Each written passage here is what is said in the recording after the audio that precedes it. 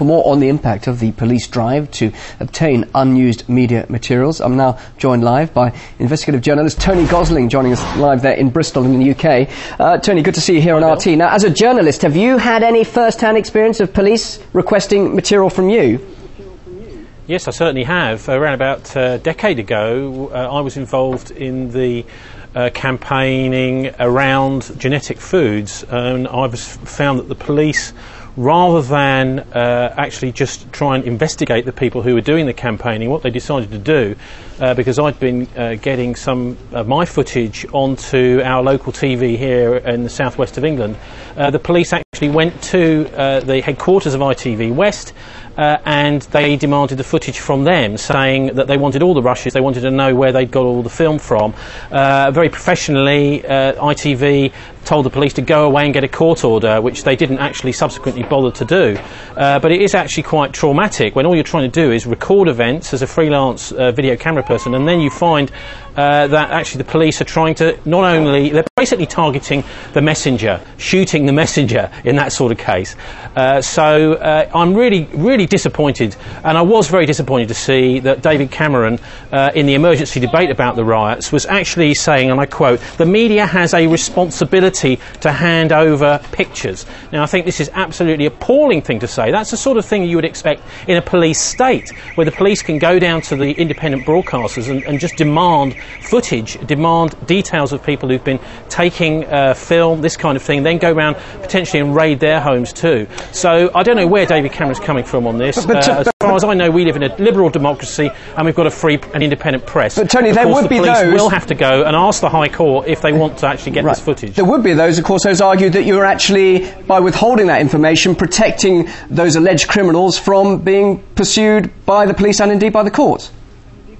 Well, you could get into all the stuff to do with intellectual property, but when you take a video footage or take pictures, this is actually your own personal property, and it's what you do with that is absolutely up to you. If the police believe that you have evidence of some serious crime, then they have to go and actually go to a judge and demand from the judge that who will then put a court order if the judge agrees. But actually I think the police here are just chancing it, and I think there's many police out there who would totally disagree with this whole procedure, who would actually like to see a free and independent press still here in Britain. And, you know, as I say, I know this from my own experience, and it's actually quite frightening. The other thing is, ultimately, what's going to happen in a demonstration situation is you're going to have the crowd turning on the journalists. They will come, even possibly lynch camera people, thinking, and if this goes through, quite rightly in this case, thinking that these people are actually there filming evidence for the police. And this is an absolutely unacceptable situation.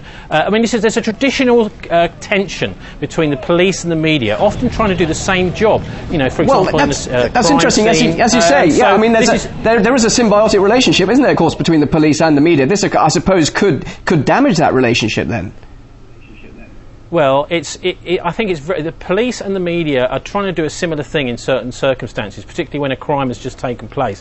And it's very important that both of them are doing it independently. And that if the police want to get information from the media, they have to ask. What we're seeing increasingly since this new Conservative government came to power here in Britain is that actually the police are not doing that. And what they're doing is they're almost acting like a kind of Judge Dredd characters, you know, almost like they're above the law. They're going around grabbing footage. They have got 40,000, they've told us, hours of CCTV footage to go through, and it seems to me that maybe they're getting a bit bored with doing that, and they're actually trying to co-opt the press in Britain to be evidence gatherers for the police, and that would be a horrendous thing if it ever takes place. But in an extreme case like this, something that shocked the nation, shocked the world indeed, if criminals can be identified with the help of the likes of you, of journalists who've got information that could actually be in the public's interest, why not make exception on particularly occasions like this and bring those rioters to justice? That's what many people will be asking you.